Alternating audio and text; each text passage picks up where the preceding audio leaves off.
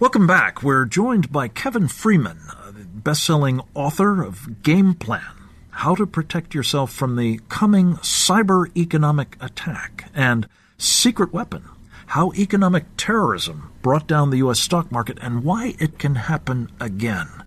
Kevin is the founder and CEO of Freeman Global Investment Counsel. He is also the founder of an incredibly important new organization, the National Security Investment Consultants Institute. Always delighted to have him with us. Kevin, welcome back. Thanks, Frank.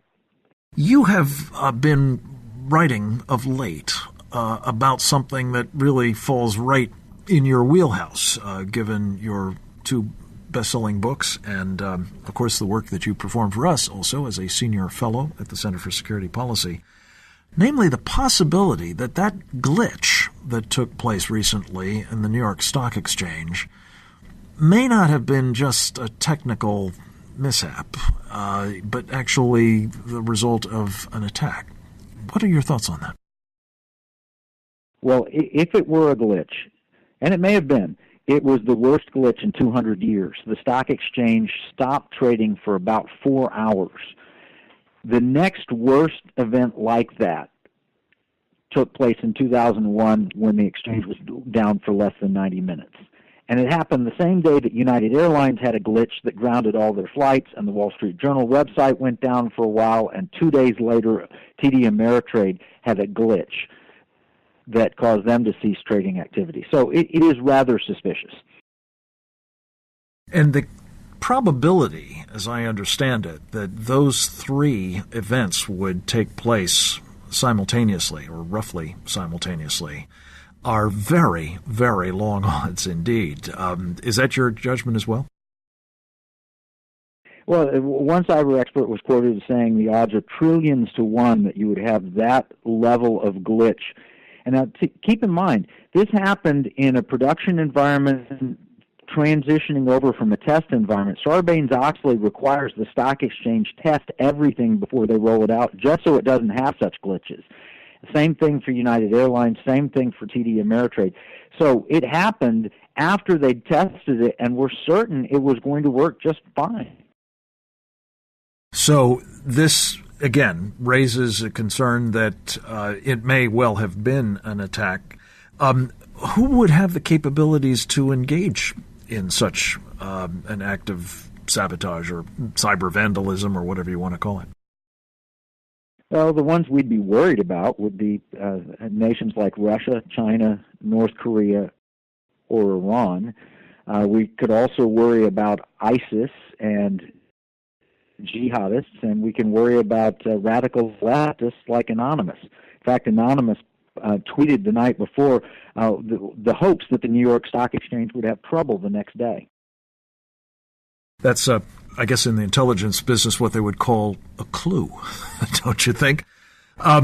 Speaking of cyber attacks, there was a very interesting and quite chilling study that was recently done by Lloyd's of London, Kevin Freeman, and you've written about it as well and some of its conclusions.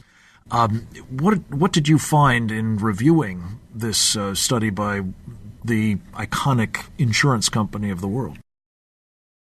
You know, Lloyd's of London's been looking at attacks potentially from a cyber standpoint on our power grid, which is extremely concerning because we know that Operation Cleaver, uncovered by Cylance, suggested that the Iranians were heartily attacking all levels of infrastructure with cyber activities. So what they concluded was that it could cost our nation up to $1 trillion, and 93 million people across 15 states could be without electricity from a malicious cyber attack that wouldn't even be as catastrophic as things you've talked about, like the electromagnetic pulse. You know, I was struck in their sort of dry bureaucraties. The Lloyd's folks referred to, I think it was morbidity rates would rise.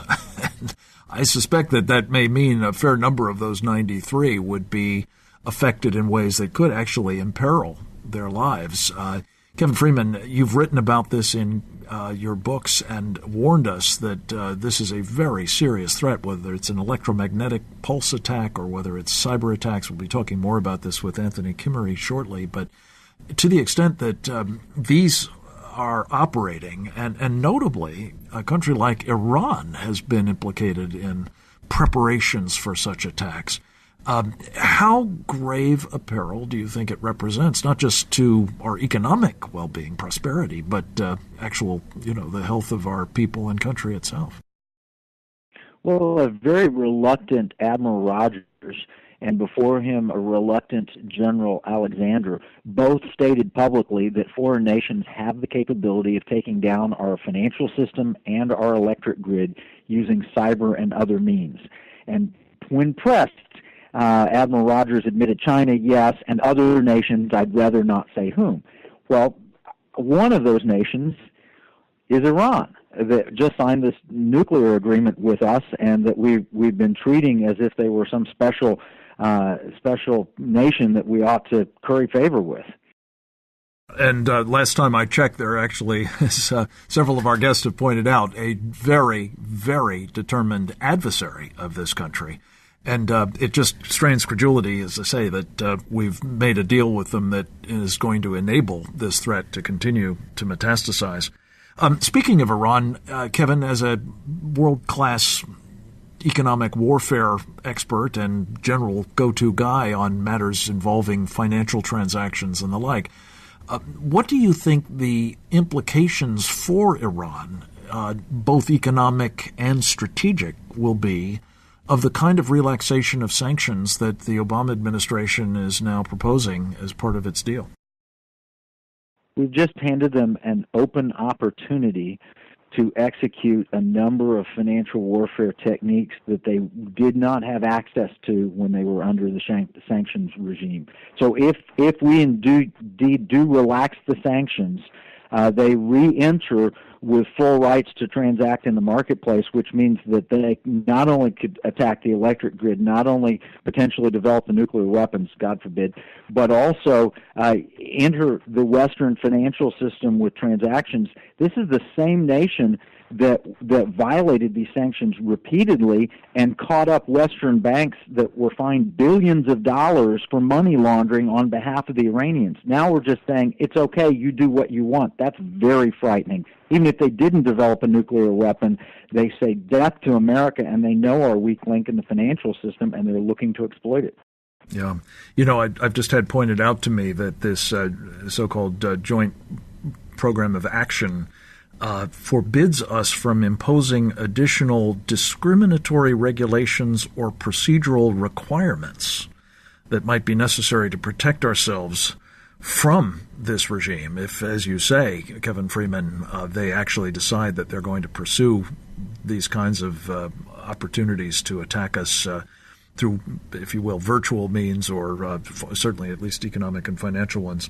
Hey, Kevin, very quickly, and we're almost out of time, just your quick thoughts on what's been going on with the Chinese stock market lately.